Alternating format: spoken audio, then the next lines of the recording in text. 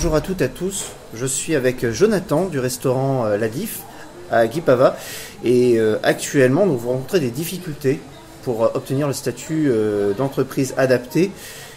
Mais avant effectivement d'évoquer ce sujet-là, j'aimerais que vous nous parliez de cette initiative, comment elle est née, comment elle s'est développée, comment vous êtes arrivé aujourd'hui à ce restaurant ouvert à toutes et tous.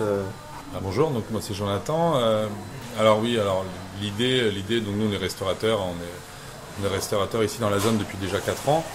On a eu d'autres affaires avant, donc dans la restauration et dans le commerce en général. Maintenant c'est vrai qu'après Covid, on a eu énormément de mal à recruter, on a eu de plus en plus de mal à recruter des personnes pour travailler du personnel en général. Et les personnes qui se présentaient étaient souvent des personnes en difficulté, soit des difficultés du quotidien, mais aussi beaucoup avec des RQTH. RQTH, on s'est longtemps posé la question, et malheureusement trop longtemps je pense, et savoir si on pouvait les intégrer dans notre système de restauration, qui est assez dynamique quand même ici sur la zone. Et très vite ça a matché, donc on a pris une personne avec qui ça a très très bien fonctionné, puis une seconde, pareil, où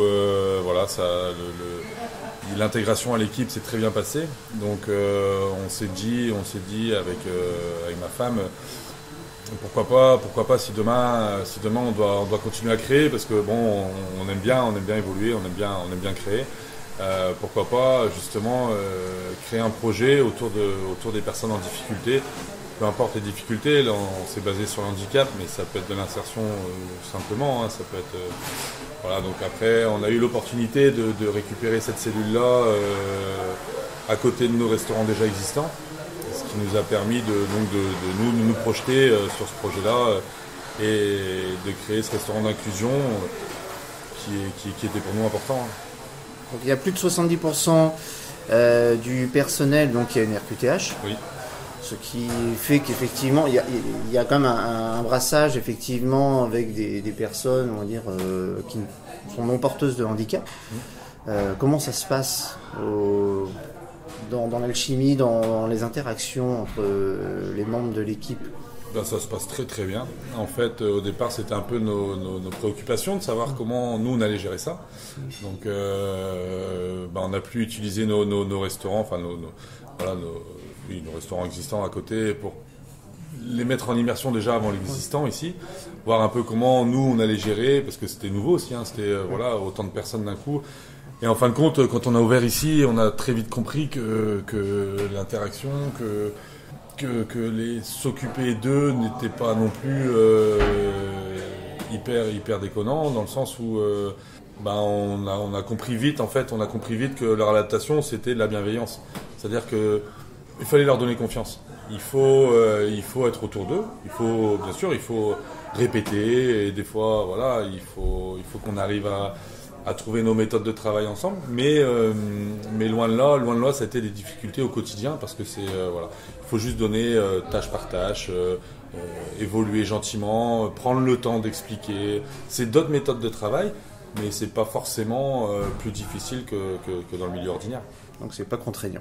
Non, pas du tout. Non, mais c'est un bon message à transmettre à d'autres personnes qui ont des projets entrepreneuriaux, qui voudraient effectivement aller vers ce public-là et leur donner une opportunité d'avoir un emploi valorisant et où ils se sentent bien. Quelles sont effectivement les difficultés que vous rencontrez aujourd'hui? Qu'est-ce qui explique que on vous refuse d'être reconnu comme une entreprise adaptée? En fait, pour l'instant, les explications claires, on les a pas.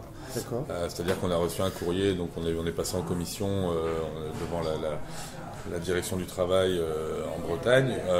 C'est un dossier qui se présente du moins là-bas.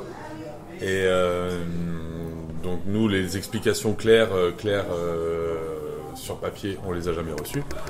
Pour qui, pourquoi, on ne sait pas. Maintenant, voilà, on a eu quand même des réponses avec les gens qui nous soutiennent et qui ont réussi à avoir des contacts avec eux. Donc, entre guillemets, la réponse, c'est qu'on a fait un petit peu les choses à l'envers. C'est-à-dire que nous, on a créé comme des entrepreneurs lambda.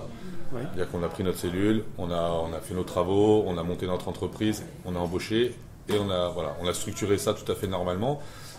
Chose que dans le milieu de handicap, ça se règle différemment. C'est-à-dire qu'on crée les dossiers, on monte tout notre projet autour de l'handicap et après on crée notre entreprise.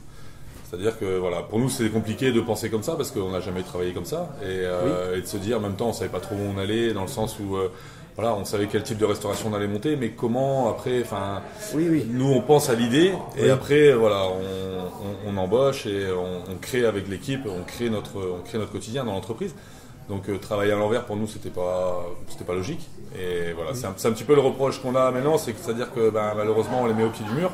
Et c'est que maintenant on se retrouve avec 17 personnes en situation de handicap et les aides ne peuvent pas nous être apportées parce que malheureusement aussi les budgets ne sont pas forcément là. Donc c'est maintenant toute la question, c'est comment on fait. Alors on trouve les solutions tous ensemble ou alors on continue à se débrouiller par nous-mêmes. Pour l'instant on ne sait pas, on est un peu dans le flou encore sur tout ça. Oui, parce qu'il y a une majorité des membres de l'équipe qui sont concernés par la sphère du handicap. C'est une priorité nationale.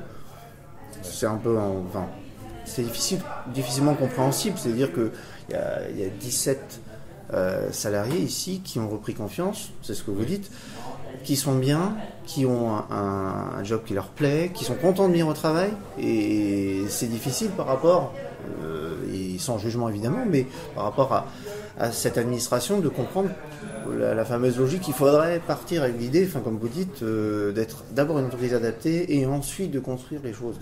Vous avez construit les choses comme les choses venaient finalement. Ouais, c'est ça. En disant on va voir et finalement vous avez une équipe qui est majoritairement porteuse de handicap mais avec de grandes capacités. Nous c'est tout l'idée en fait, c'était de les intégrer pleinement dans un milieu ordinaire, c'est-à-dire que comme on le dit, c'est des fiches de salaire, des bulletins de salaire ordinaires, une mutuelle ordinaire.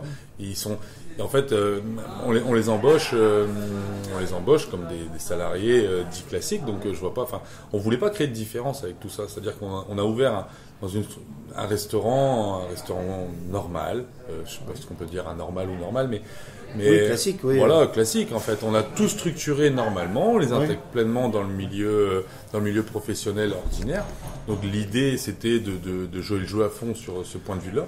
Donc pour nous, c'est vrai qu'après on pensait que les aides, naïvement sûrement, mais on pensait que les aides allaient arriver quand même beaucoup plus facilement. Et encore, on parle d'aide, on parle pas pour la totalité des personnes en situation de handicap, on parle juste pour une partie parce que on a bien compris que quand même beaucoup sont autonomes malgré leurs difficultés et qui arrivent quand même à participer pleinement à ce qu'on leur demande en tout cas dans l'entreprise. Donc pour nous, il n'y a pas énormément de différence avec un salarié formé déjà et un salarié ordinaire. Donc donc nous c'est tout ce qu'on demande, ça serait juste un allègement de charges ou quelques aides de l'État qui pourraient nous permettre quand même de perdurer et en fait tout le temps qu'on passe notre temps de formation en interne nous-mêmes qu'on peut pas exploiter pour faire évoluer l'entreprise parce qu'on passe quand même énormément de temps avec eux aussi, faut pas se voiler la face. Mais tout ce temps-là, il faudrait quand même qu'il y ait un minimum de financement pour qu'on puisse perdurer, pour qu'on puisse continuer à former, qu'on puisse les former, qu'on puisse mettre des plans de formation en place même en interne qui ont un coût. On peut pas faire intervenir des gens ici pour les former gratuitement tout le temps. Donc tout ça c'est une machination à faire et à créer encore avec eux. Donc mais tout ça coûte de l'argent. Et de l'argent, nous le problème c'est que pour l'instant on a puisé un peu nos ressources et donc on a besoin de quelques aides pour pouvoir perdurer et rendre l'entreprise sereine. Oui, qui sont données à d'autres donc. Et pour nous c'était une logique. Oui. C'est une demande de l'État. C'est une demande je pense que c'est une demande de beaucoup de politiciens où ils rentrent le handicap dans leur programme. Au quotidien, et ils en ont bien raison parce que c'est partie intégrante de la vie maintenant de la vie française. C'est l'handicap, on se cache plus la face, on sait qu'il est là, il est l'invisible. On voit de plus en plus de personnes avec des difficultés quand même, parce que les handicaps maintenant sont reconnus plus facilement. Donc on est ça. Nous on n'est pas précurseurs dans nos idées, dans ce qu'on fait, mais par contre l'incompréhension elle est un peu là quand même, c'est qu'on se sent un peu lâché des pouvoirs publics en se disant qu'est-ce qu'il peut faire qu'est-ce qui pourrait nous permettre de trouver une solution et de nous aider en tout cas à perdurer. En tout cas, il y a un fort soutien populaire et une pétition qui est actuellement disponible donc, et qui peut être signé. Oui. Donc il ne faut pas hésiter pour celles et ceux qui sont concernés et qui pensent effectivement que l'idée des entreprises inclusives qui mélangent des salariés sans handicap et des salariés qui peuvent être porteurs de quelques difficultés peuvent tout à fait travailler ensemble. Ça c'en est la preuve. Donc c'est bien de valoriser, de soutenir ce modèle-là qui peut même se démultiplier. Bien sûr. Dans un milieu, comme vous dites, normal, classique, sans forcément le sentiment de désigner un tel ou un tel. C'est ça.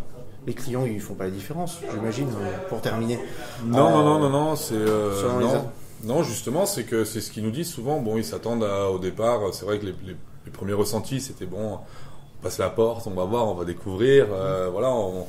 Bon, ce genre de restaurant est souvent sous des formes associatives ou machin. C'est vrai que l'handicap peut être des fois un peu plus lourd, mais en même temps, non, le service est cohérent, la cuisine je pense, est largement au niveau d'un autre restaurant. Donc non, bien sûr, et au contraire, les ressentis des clients, c'est que ils sont satisfaits et ils se sentent, eux aussi, se sentent reconnus.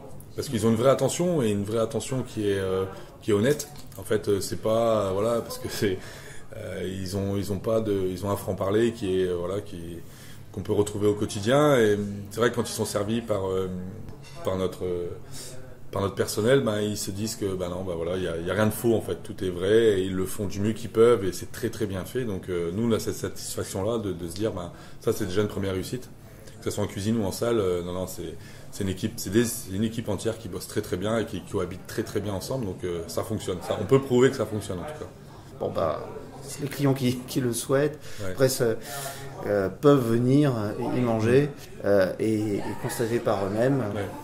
Ouais, c'est ça, et en plus on a la chance aujourd'hui de se rencontrer et d'en discuter, mais aujourd'hui ça a été certainement notre plus beau service du midi. On fait 170 couverts. Oui. Où il n'y a eu aucune erreur, ou très très peu, donc j'en suis fier et c'est ce qu'on leur a dit depuis tout à l'heure, c'est ce qu'on leur dit, et franchement on est très très fiers d'eux, parce que ça c'est aussi une preuve déjà de maturité et de réussite, et ils nous montrent au quotidien leur engouement et leur envie de venir travailler, leur envie de se donner pour l'entreprise, pour eux et pour nous aussi, donc c'est un ensemble qui matche bien et qui fonctionne bien, donc c'est top. Ouais. Le message est passé en tout cas, et c'est une belle aventure collective qui ne demande qu'à être soutenue. Alors n'hésitez pas, que ce soit la pétition, que ce soit à travers les réseaux sociaux. Vous avez eu beaucoup de messages de soutien et d'encouragement, et il faut espérer que l'État suive et comprenne la particularité de la situation en fait. C'est ça, ouais. Voilà. Oui, après bon.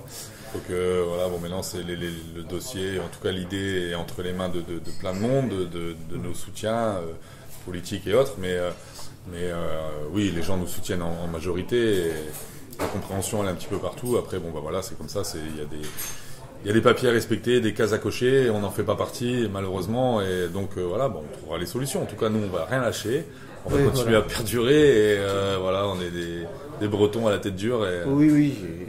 Au-delà des papiers, il y a la raison et parfois le concret. Donc tout à fait. Certaines solutions peuvent être compréhensibles. Tout à fait. Merci beaucoup pour cet échange et avoir fait nous avoir fait découvrir la DIF, et donc longue vie à la DIF, et avec tout l'espoir que les choses... En tout cas, que les réponses soient favorables dans les semaines à venir. On le souhaite. Et si je peux rajouter juste une dernière chose, c'est souvent la demande des clients, c'est comment on peut vous aider. En fait, c'est en venant. C'est en venant nous découvrir et montrer que le restaurant peut fonctionner. Et c'est avec votre soutien, qu'il soit physique ou derrière par des signatures ou autres, ou sur les réseaux, mais c'est vrai que votre soutien physique directement au restaurant nous apporte beaucoup, et à l'équipe aussi ça les rassure, et de se dire on fonctionne. Donc ça c'est le plus gros soutien qu'on peut avoir, c'est ça, c'est de venir nous découvrir. Oui, bien manger et dans une ambiance bienveillante avec où tout le monde est heureux de travailler et de partager. C'est ça. Et en confiance, parce que c'est très important effectivement la sphère du handicap. La confiance, c'est un des paramètres qui rentre souvent en compte, et ça change une vie. Complètement. Pour beaucoup, en tout cas. L'évolution est belle. Merci beaucoup. Merci. Et bonne continuation.